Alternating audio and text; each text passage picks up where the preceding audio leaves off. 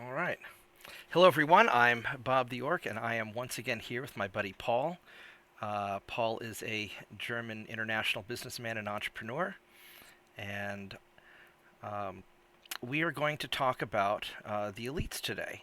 I had an interesting conversation on Twitter recently where somebody pointed out that I'm always talking about the ruling elites, and he correctly asked me, who specifically are you talking about? And I was thinking to myself, who do I know who would be crazy enough to come on camera with me and talk about that other side of the world that we usually don't talk about because we don't want to be excluded from society or get Jeffrey Epstein. So, um, Paul, I know you've done a lot of crazy stuff, and you've been involved in some conversations with people, and I've been uh, involved in some conversations with interesting people, and both of us, if I understand everything correctly, because my background is from my mom was an opera singer, and so we got to mingle with a lot of these elites. And then you being in business and with your family, you've also kind of been on the fringes of a lot of this stuff. While neither of us are particularly billionaires, we both kind of dipped our toes into that world, and both chose to kind of stay at arm's length. Does that sound about right? Yeah, I would say so. So, I know that you were involved in New York real estate for some time. I guess you still are. I bailed from New York to hide out in Oklahoma because stuff was getting too stupid, and you decided to go back to Oh, Germany. yeah. Um, so uh, I want to begin, I guess, with a conversation that we had on the phone earlier, where you're talking about how really the distinction is the two sets of rules, where some people get to play by one set of rules and everybody else is hmm stuck. And you're giving an example of German factory safety issues. You remember that? Why don't we revisit that? And that'd be a good launching off point. Yeah, sure.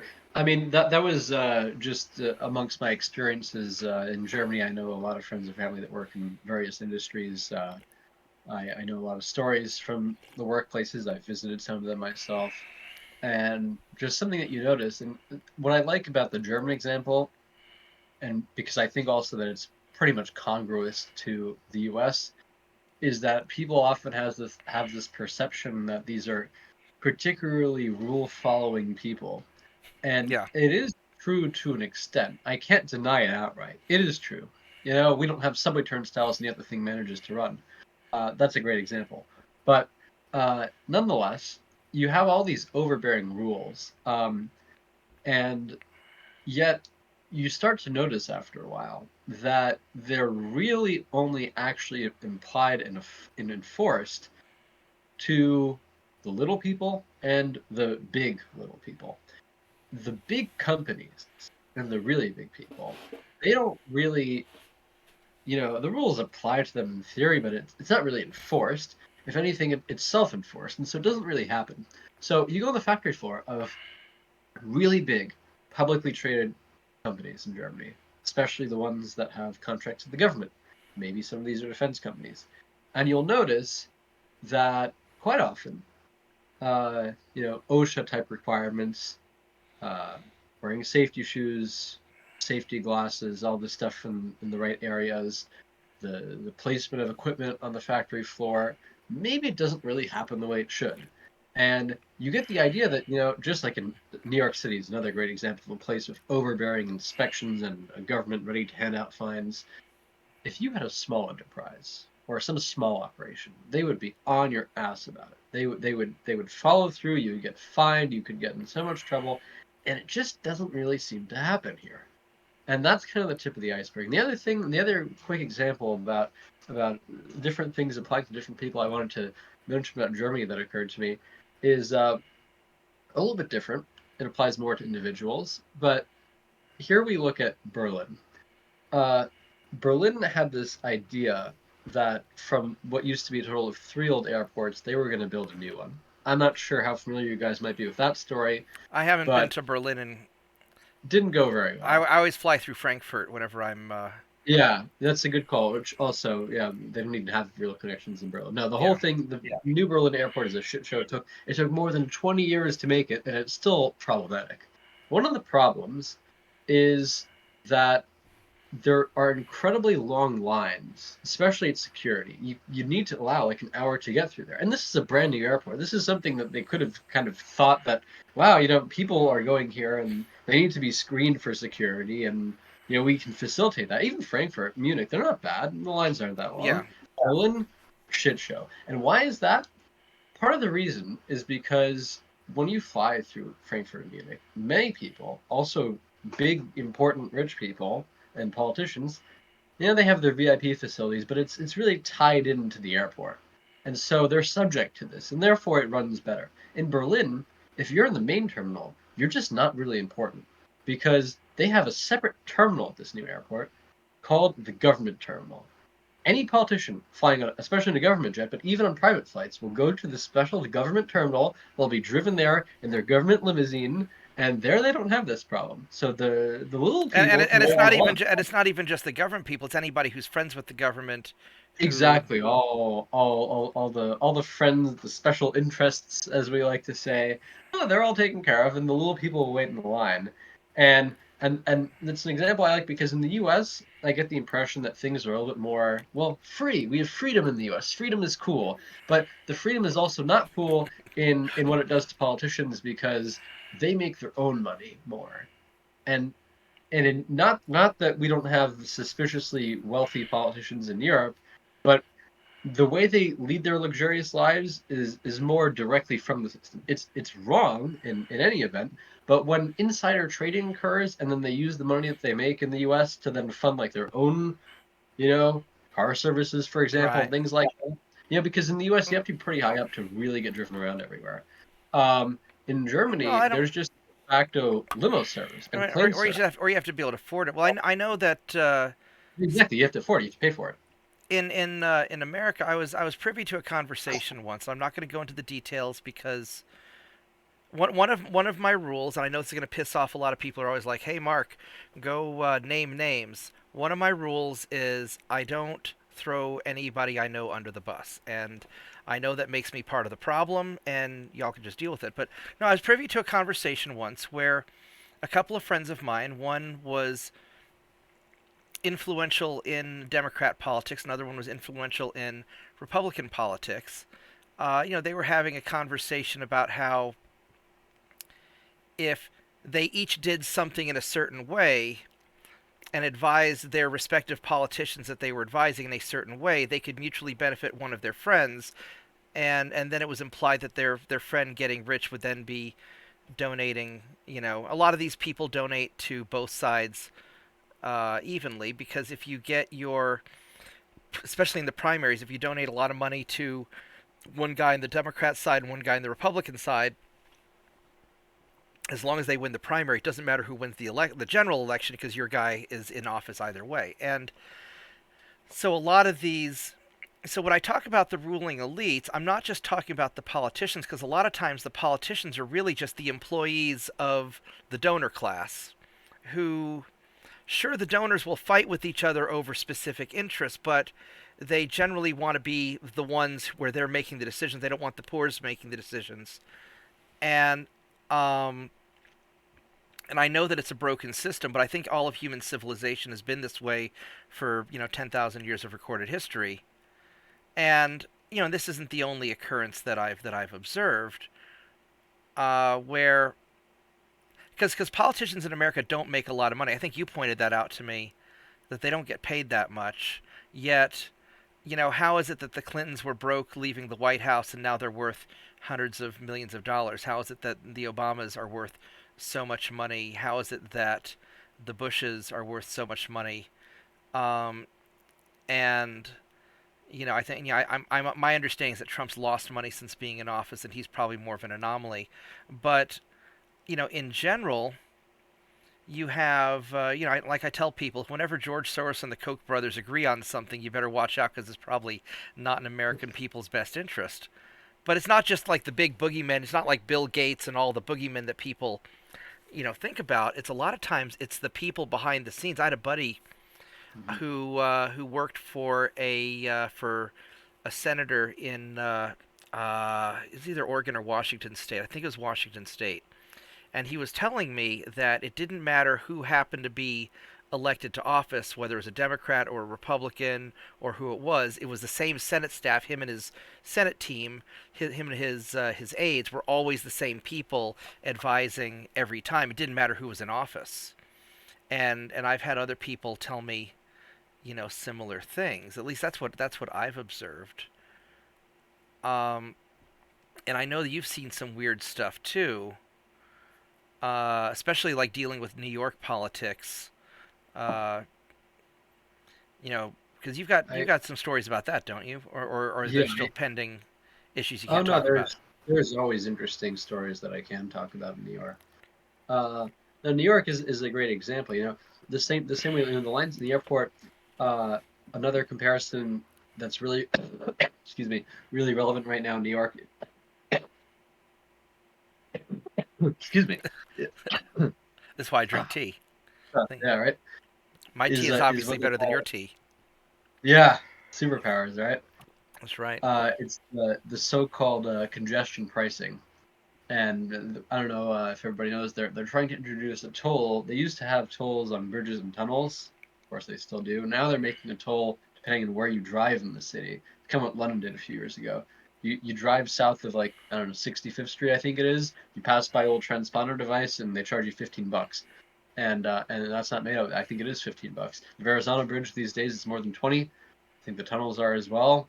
I don't think there's many tools in New York left that are less than $10. Yeah, And if they that's why are, I always park in Connecticut now at my buddy's house, and just take the yeah, train in because it's too exactly. unreasonable. Yeah, no, really. And yeah, even if you manage to drive there and pay all the tolls, you have to park. It's a nightmare. It's horrible. You park in the street now, the parking meter is like $10 an hour. It's insane. But all of this, just like the line in the airport in Berlin, they all have one thing in common. They don't apply to the people in charge. Now, the politicians have it easy because they have their official vehicles and their official this and the official that, and that's an official exemption. But you know, uh, the parking is a good example in New York because people have resources manage to get that taken care of. They have any number of things. They have placards. They get special license plates. Um, I don't want to kind of call them out, but there are certain religious groups in New York. One stands in in my mind in particular that happen to operate volunteer ambulance services, and they register private vehicles as volunteer ambulance vehicles because apparently they use them to respond to emergencies. This allows them to put lights and sirens in them. This allows them to park anywhere they want for free, etc., etc. So Yeah, these are all things where politicians do one thing, the special interests and these people do whatever they want. You can get away with any number of things depending on your ranking here. New York has many examples like that. In addition to just the driving, the parking, which is a common everyday life frustration, but it goes deeper. You deal with the building department, which I know a lot about in New right. York. Because you have to deal with a lot of real estate in New York. Yeah. Um, The Department of Buildings is one of my favorite examples because they are horrible. They make your life hell. They send people around. I don't know how many inspectors they have, but they have a lot because they come around like almost on a daily basis. They are poking around, the buildings. They're quivering in the bushes. They are ready to pounce. And quite often, when they do issue a violation, it's for a problem that doesn't exist, and perhaps for a law that you haven't broken because they've miscited a law. I can't tell you how many times I was handling violations for, for example, an inspection that wasn't carried out. When the inspection was carried out, their certificate was posted, and they write it anyway, and then it's your problem to go and solve it. And that's kind of how they harass the people. Um, the example I'm going to give right now is one of the laws in New York. It's called Local Law 11. It requires you to keep the facade of a building in good maintenance, right. meaning that and every 4 or 5 years or something, you have to have it inspected by an engineer, not just an engineer, not just a New York State certified professional engineer, but a New York City Department of Buildings appointed qualified exterior wall inspector. We call them Qs. Not just an engineer, but a special one, which you can imagine it's very hard to get that license, right? And Yeah. more on that in a second, but you have to get it inspected. And they look for cracks and things, and if there's anything, you have to fix it right away. And it's because in the past people have been killed or injured by falling objects off of buildings. And that's great. And they make our lives hell to go through the filings and the inspections. And I mean, the buildings I Well, had and anything to do depending with. on your political connections, your building might get inspected, but somebody else's building may not. Exactly. This is what I'm getting to.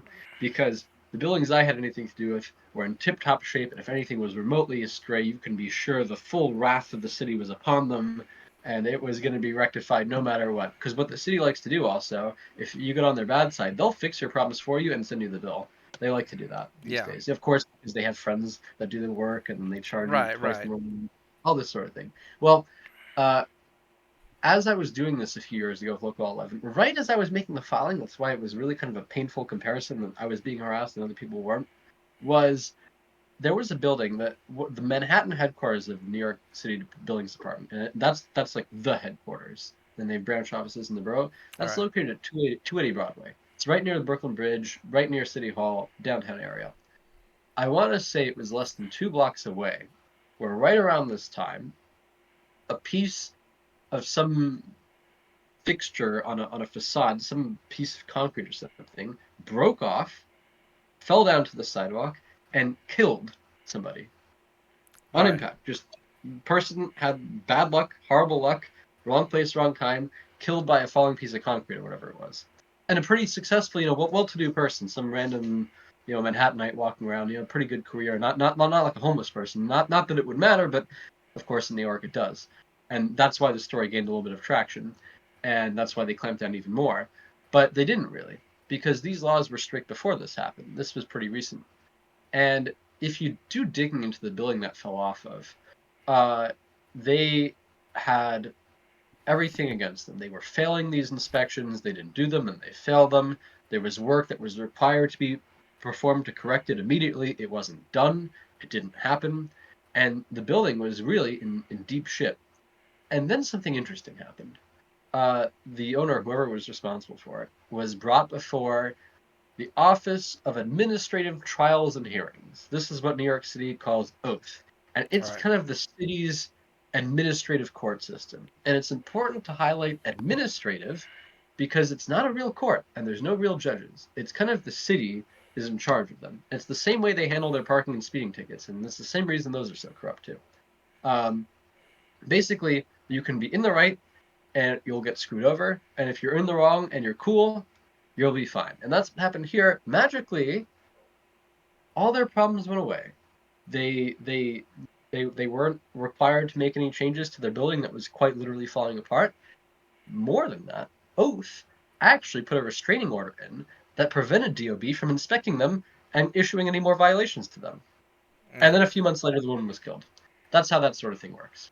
And when we talk, by the way, really quickly about getting somebody to be a qualified exterior wall inspector, that's not so hard per se because it's already pretty difficult to be a professional engineer, but you still need to jump through a lot of hoops at GOB to make that Right. You have happen. to But have one your thing, political connections.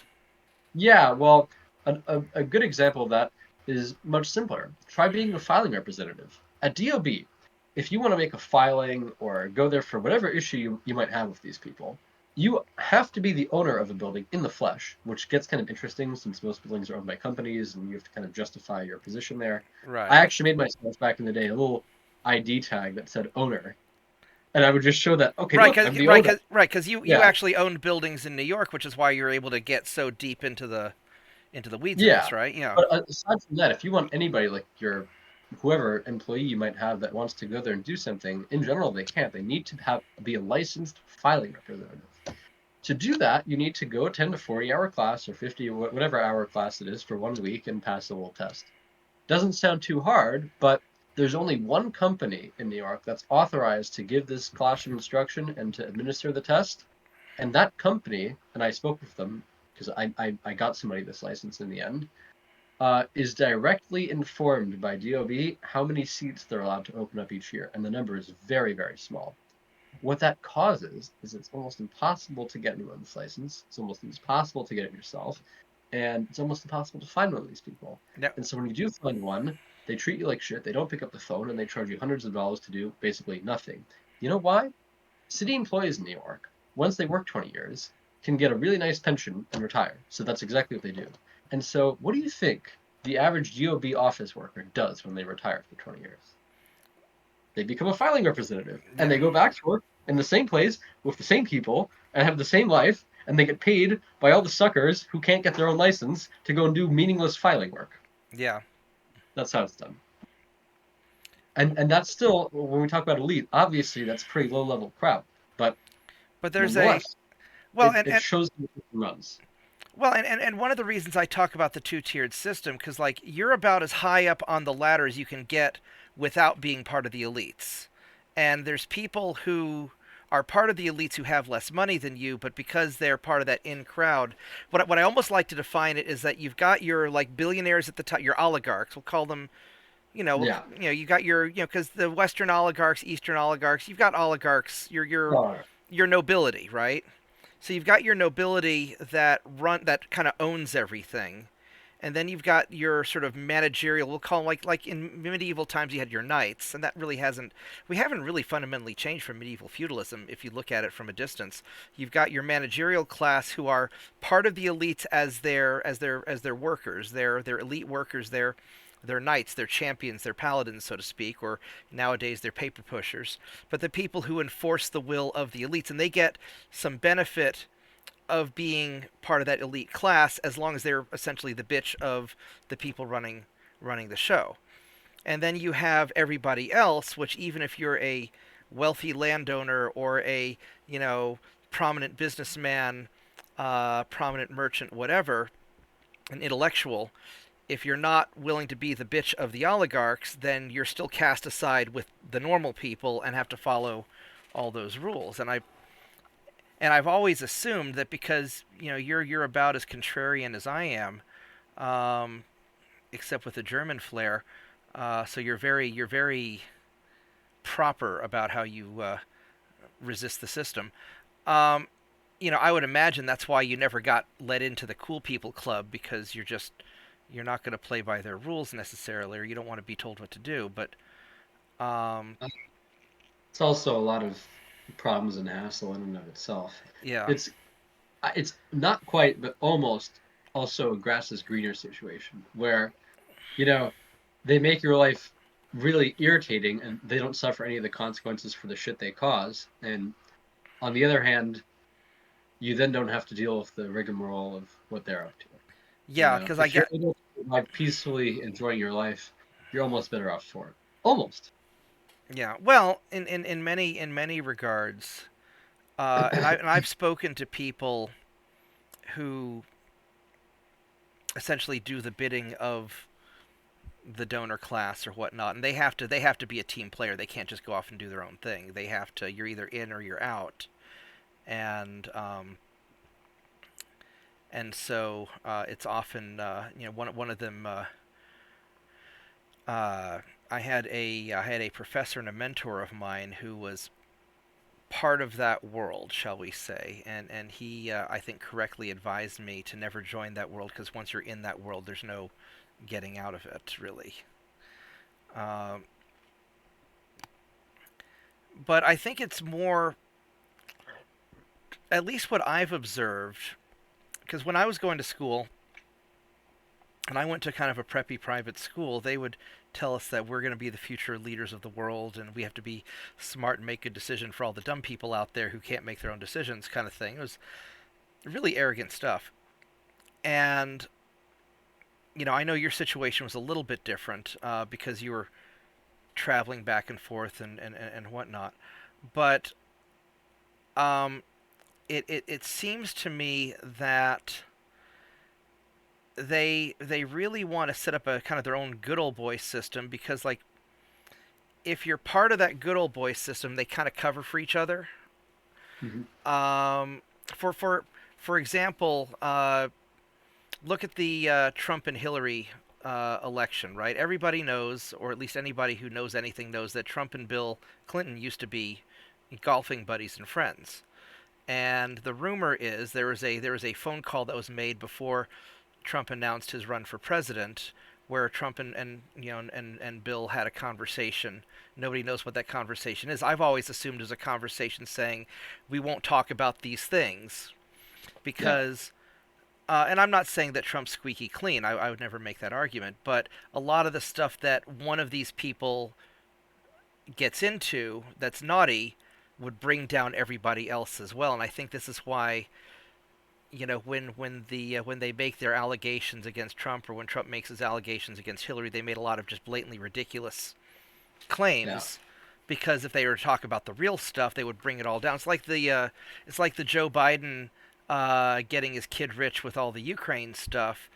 The Yeah. Republicans would go after Joe a little bit, but nobody ever mentioned that it was also Nancy Pelosi's kid, and Mitt Romney's kids, and John McCain and Lindsey Graham, and that environmental John Kerry. Like, it's like everybody in the elites had their kids somehow magically making money from Ukraine or from China or from wherever, right? And and there's not going to be any consequences with any of them. Whereas if I tried to do some dirty dealings with Ukraine or China or wherever, I'd get, I'd get lambasted. Hell, I take a lot of flack just because I had the audacity of talking to my Russian friends after the whole Ukraine mess began, even though we're not at war with Russia. So there's definitely a two-tiered system. As far as calling out specifics. Uh, it's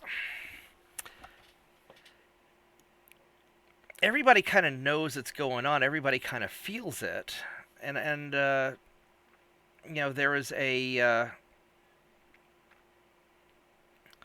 It's like the thing with the Saudi prince buying the power plant in Iraq that was controlled by ISIS, and then uh, getting the U.S. State Department to go send in the Marines to go liberate the plant so he could make 100 times his investment. Stuff like that happens all the time. Yeah. At least what I've observed. My dad was talking to a guy, back when Mom was alive. He was, they were. Mom was singing somewhere and it was either Germany or Greece, and they were having lunch. One of the guys at the attending the opera was sitting next to Dad, and they got to talking. And this guy's job was to carry the bribes whenever somebody buys a cargo ship. And and apparently he got the job because everybody trusted him to not steal the money, and he'd have a suitcase full of like $1 million in a suitcase, and his job was to be trustworthy and hand over the suitcase to the correct individual, and that would then determine who got to buy the ship, and at what price or whatever. And the world just seems to work that way. Yeah. And this is why I'm always telling people that the only way to really get ahead is you either have to play the game and go down that road, or you have to stay out of the game and do something completely independent, which is what I've chosen to do.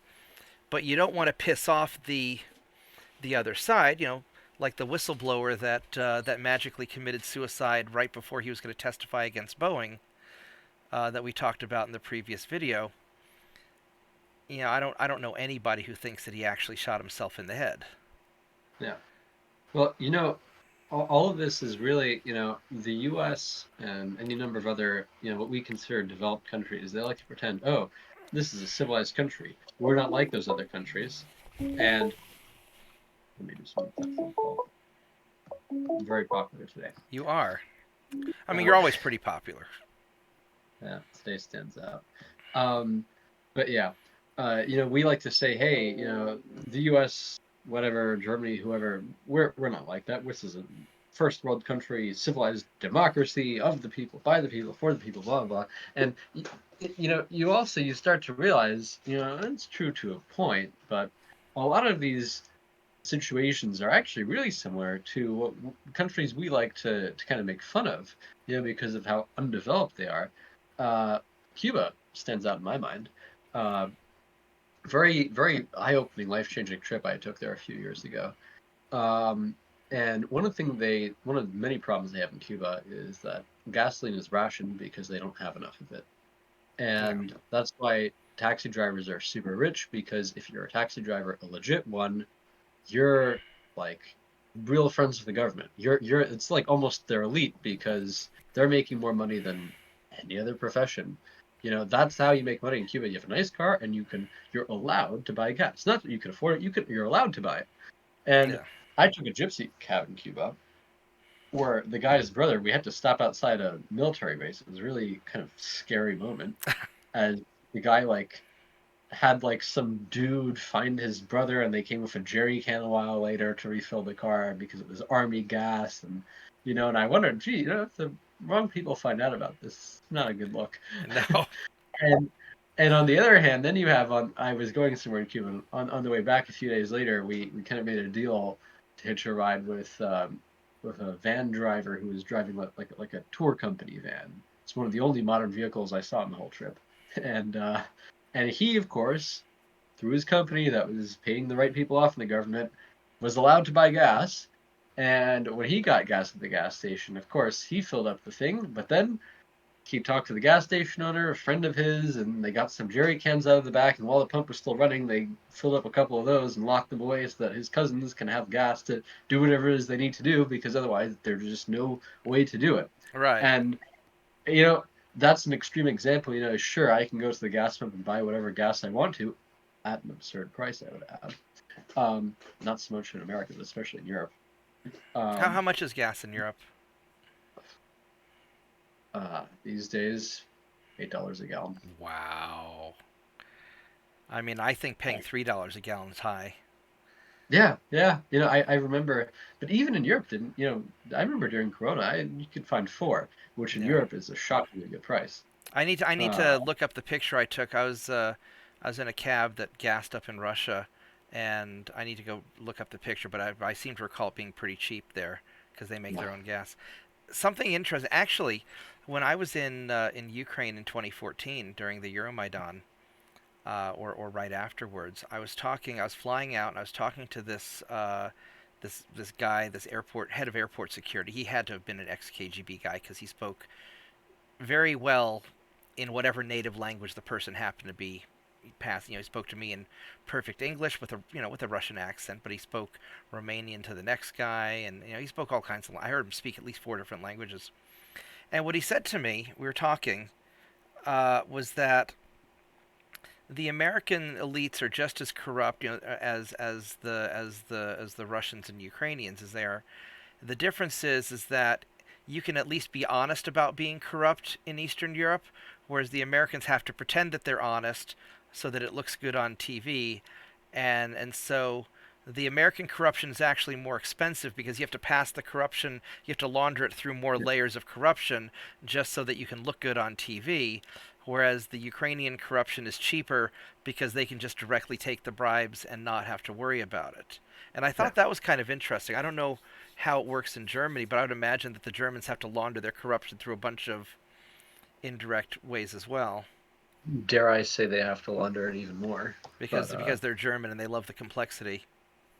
yeah, because and I think honestly, if I had to guess, Germans, a lot of what they do isn't really bright for their own goals sometimes. And this is an example, because they often make it hard for themselves.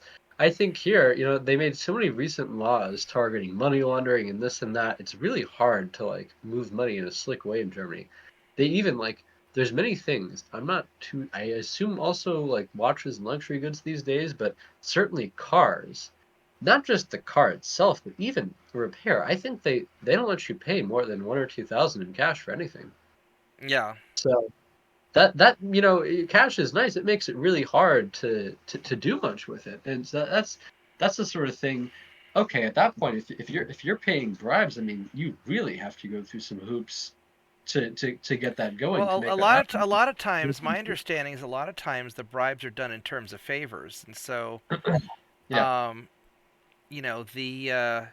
there's a lot of the politicians in America get rich because their buddies give them inside information. Look at what Nancy Pelosi's stock portfolio. You could get rich just by making the same trades that she makes, uh, because I'm sure she gets inside information, and I'm sure it's the same with Mitt Romney or any of these, any of the Republicans as well. And so just having access to that advanced information, if you know before it's going to happen, hey, we're going to go missile strike this thing, or we're going to go and liberate that. if you know that the Marines are going to go liberate this power plant in Iraq, you know it's a good time to Good buy buy. before buy two Yeah. weeks before they magically liberate it. And Yeah.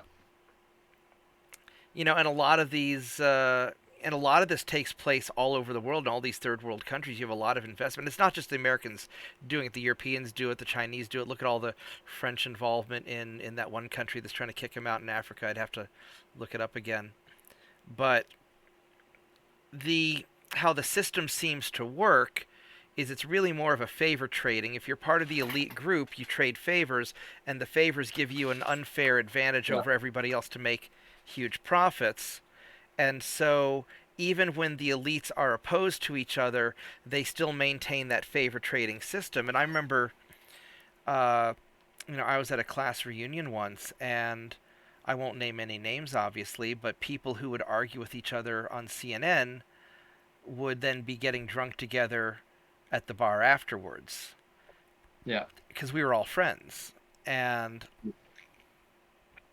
um, and a lot of these people are well-meaning people too.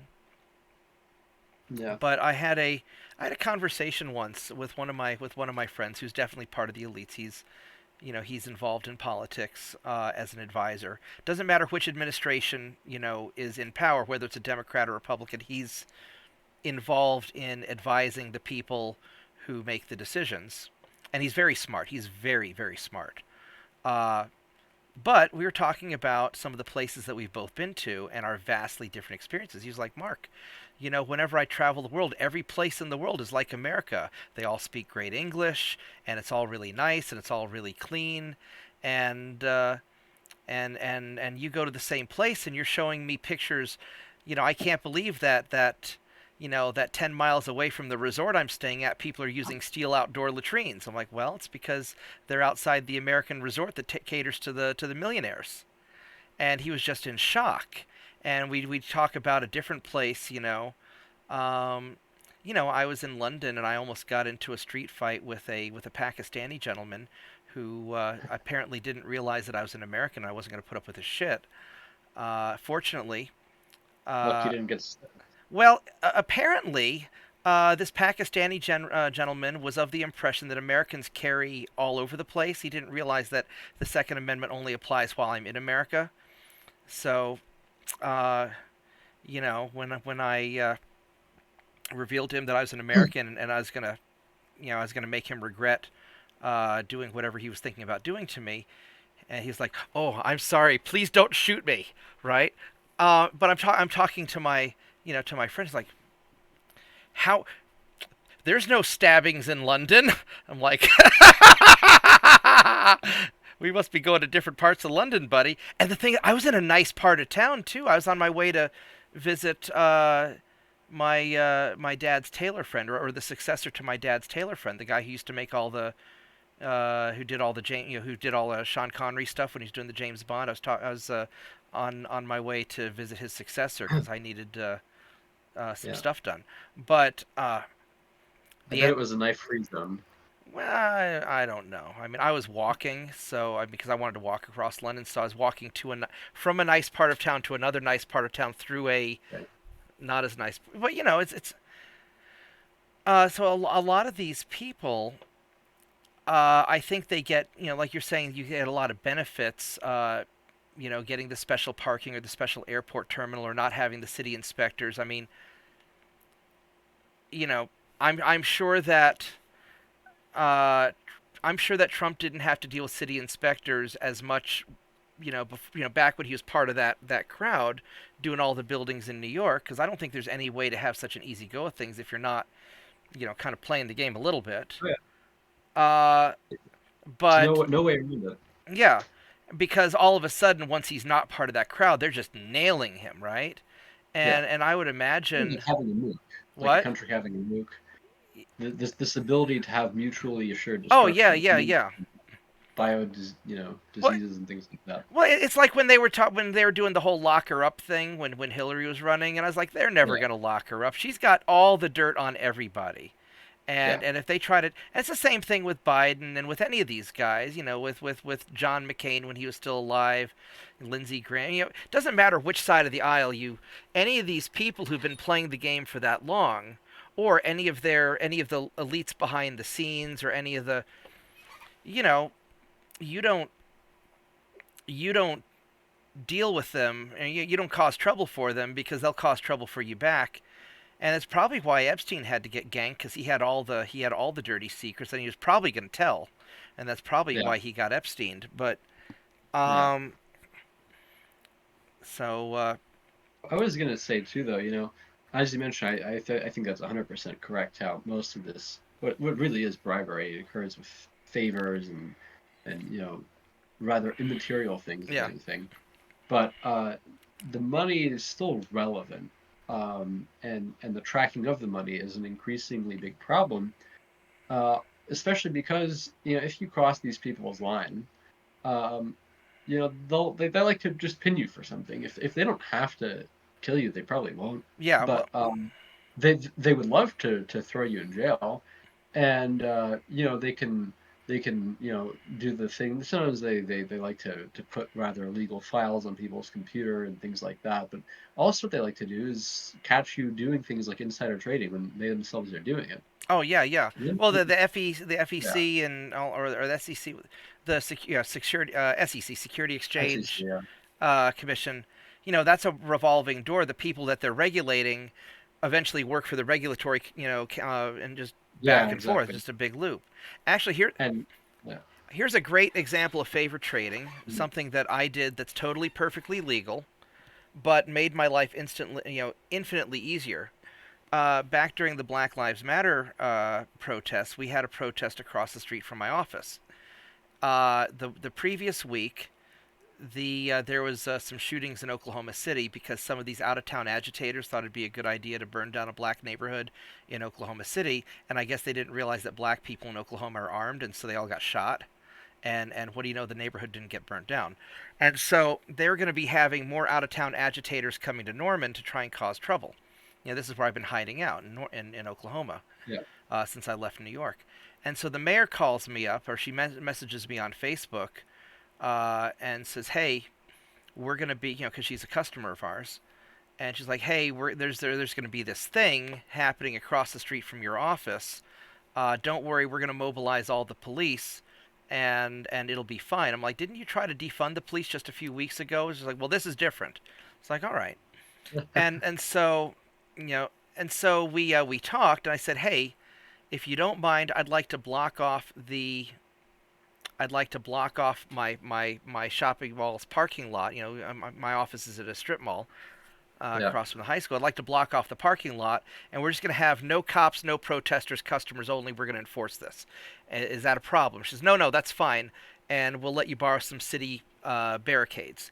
And so I didn't have to buy anything, just free of charge. I went and borrowed from the city, their barricades, and we roped it all off, and we created a safe space. Basically, anybody who doesn't want to be part of the protest, just you can, Yeah. this is a spot where nobody's going to mess with you, and the only rule is no active protesters, no cops, and and everything was totally cool and totally chill and totally peaceful. We had enough firepower to fight the holy war if necessary, because the Norman businesses also had to bring your gun to work, had to bring your rifle to work day, and so everybody was super chill, right? The police behaved, the protesters behaved, everybody was. This is why the Second Amendment is so important. But the point is that just borrowing the stuff from the city saved me thousands of dollars in equipment, Yeah. and then They didn't have to deal with nuclear right. situations. And in return for her letting Yeah. me borrow the stuff, I made sure that the area closest to where the protest was going to be peaceful, and they didn't have to deploy police to guard my area because me and the other local business owners. So we traded favors, right? It's totally legal. There's nothing wrong with it. Made my life a lot easier, made the city's life a lot easier. And so because I was in a position to help the city, they were in a position to help me. And and I think that a lot of times you see these things. So, like on a large scale, when the government's not allowed to spy on people, on the citizens of America, right? So when Facebook or Google gives the government just voluntarily, hey, we're going to give you all this data for free, and then the government's going to be like, hey, we're going to give you this special exemption where nobody can sue you. That's trading favors. There's no money involved, but not being sued for the content that gets put up on your stuff, that saves big tech billions of dollars. Probably more Yeah. than that, right? And that's the Oh yeah. kind of stuff that the elites engage in. And I'm not saying there's anything wrong with it, and I'm not saying there's anything right with it. I'm just saying that's just how it works. Yeah. But the problem occurs, so like in my instance, I was creating a safe space for people who didn't want to be involved in whatever was going on, right? And I Mhm. had a trained EMT on, one of my friends is a very skilled individual. I guess we'll just put it that way, and Mhm. and and not only does he do private security, but he also does medical stuff and whatnot. So we had people there in case there were problems that we could pitch in and help, right? So I was providing a benefit to the community. The problem occurs when these people are not doing something to provide a benefit to the community, but to enrich themselves at the expense of the people. That's where it becomes corrupt, but they're still not prosecuted even for that. Yeah. Um, you know, why is Bill Gates buying up all the farmland while telling people they should eat bugs? I don't know. Why is Google violating everybody's privacy while saying that that we must protect our democracy whilst favoring one political candidate over another? And it's not always the Democrat. Sometimes it's the Republican. There was a Harvard researcher that testified, but they'll pick and choose, and I'm sure they're picking and choosing to support the politicians that will benefit Google because why wouldn't they? Yeah. Um, and why is it that the I can't remember the guy's name off the top of my head, but one of the big donors to all the environmental green movement that's making a mess in Germany and and preventing America from mining our own lithium for our batteries. Why is it that he also happens to own large interests in the African strip mines where they use child slave labor to mine lithium? That's weird. And so there's a lot of stuff like that that goes on behind the scenes. And maybe what I ought to do, maybe I ought to do a video series and just talk to different people that have encountered the two-tier system. Mhm. And really, because really the elites are the people who get to play by the different set of rules. And I used to think that it was just having enough money, but that's not really the case. It's because you don't have to have the money, you just have to have the connections and be Yeah. useful to the people who are running the show. Yeah. Yeah. Pretty much. And no, and about the money though, you also can't forget they can do whatever they want with your money, unless you have cash in a mattress or gold bar sitting somewhere. They have their hands on it and they know what you're doing with it. A lot of people, from many aspects, have this like misconception about, they can't search things without a warrant. They don't know what I'm doing. In the U.S. particularly, it's Yeah. really not the case.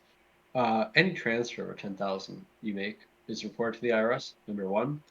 But outside of that, banks are required to make these reports to the FBI called suspicious transaction reports. And it's kind of up to the imagination what counts as suspicious. Oh yeah. And you almost get the idea based on the sheer volume of reports that they have. I mean, I think they might be reporting every transaction or close to it. I mean, Well, I, I it's better. From the bank's perspective, it's better to report everything, report too much rather than too little, because nobody ever yeah, got fired by complying with the rules too much. exactly. I mean, So that's I'm, that's the German model. No who German ever loses knows? his job for being too perfect. Yeah, exactly. I mean, who knows how far that goes? There's a chance that they just report every single transaction made to the FBI. That's possible.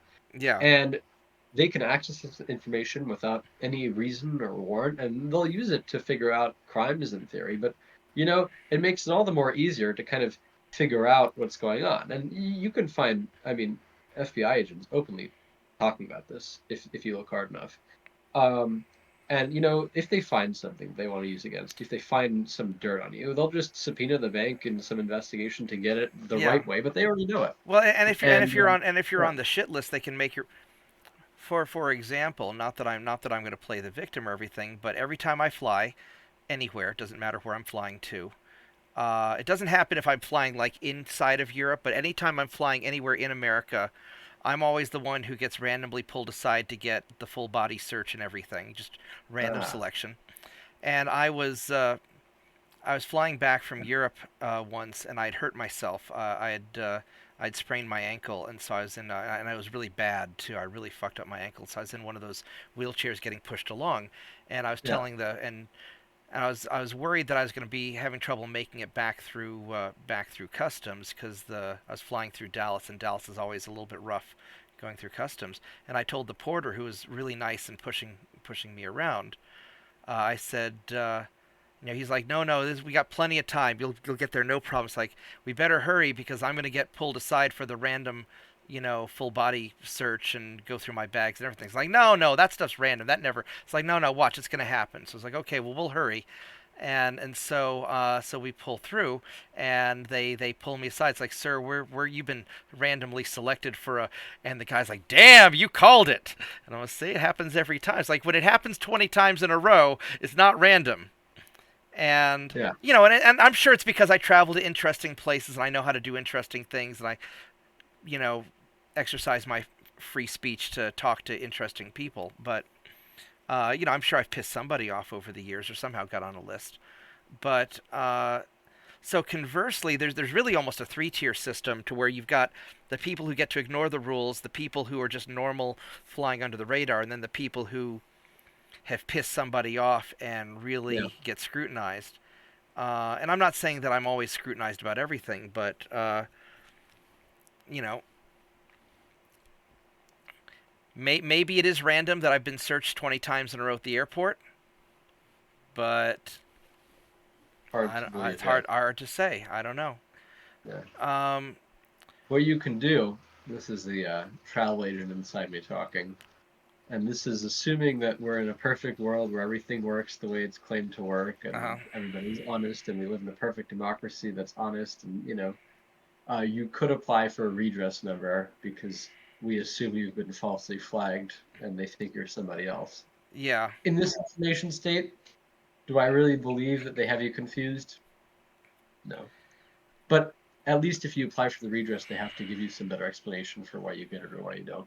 yeah. No, I'm not too worried about it. It's almost a game at this point. But I was talking to a Muslim gentleman. I think he was Egyptian. I want to say Egyptian. He and his wife. And they're going through the airport and they're wearing sweats and flip flops.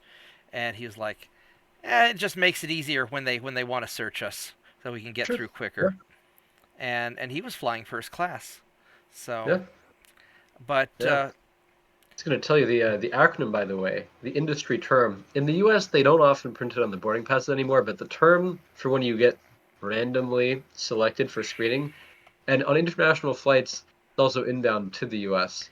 It happens apparently for if they flag you, if there's a quota, if, but it happens to target the same people a lot. yeah, It's especially when you fly from Germany to the US, you can imagine when they print this on German boarding passes, it's a yeah, rather unfortunate acronym. It's SSSS. yeah. Specially selected for secondary screening. That's what it's called. Yeah, because it happened to me because I was flying. Yeah. So it happened to me when I was flying, through Frankfurt. So they searched me in Frankfurt, and then they Yeah. searched me again in Dallas, Yeah. and SSSS. They print it and then you're screwed. and And it's a pain in the ass. yeah. Yeah. So But you imagine, just think of it. The Germans are printing SSSS on all their documents. If you fold it in half and you have. yeah. Well, Paul, it's always a pleasure talking to you. I Yeah. know I know we're running out of time. You've been very popular Yeah. today. Gotta head out soon. But think about some more stories, and I'm going to think about, and I think maybe I'll make this a video series, or maybe we'll do a bunch of these. But I know there's a lot of examples, because it's easy to just say, oh, there's a two-tiered system, but I think it's a lot better when you can cite specifics. The hard part is that you have to balance providing information while also not exposing yourself to payback if you say things you're not really supposed to say. And I'm always very cautious because I don't want my friends who are playing the game to have, I'm out of the game. I don't play the game. I'm not involved in any of this stuff. I'm just Yeah. some, fat Greek guy who runs a computer company in Oklahoma, and some consulting stuff. But a lot of my friends are still in the game, and I really don't want anything adverse to happen to them. So that's why I keep things a little bit vague sometimes. But if you can think of other stories that you can talk about, because I know you've seen a lot of stuff, and I'll think about some stuff too. Let's do this again because it's a lot of fun. I always love talking to you, Yeah. and I know So, Dad wants to get involved. He says that he called me when we were taking a break between the two videos, uh, saying that he wants to jump in and have a conversation sometime, but he's usually only free in the evening. So let's leave it at that. Everybody, thanks for watching. Paul, any last comments? no, that's all for me. It's always a pleasure. All right, everybody, take care, like and subscribe, and I'll see people next time. Goodbye.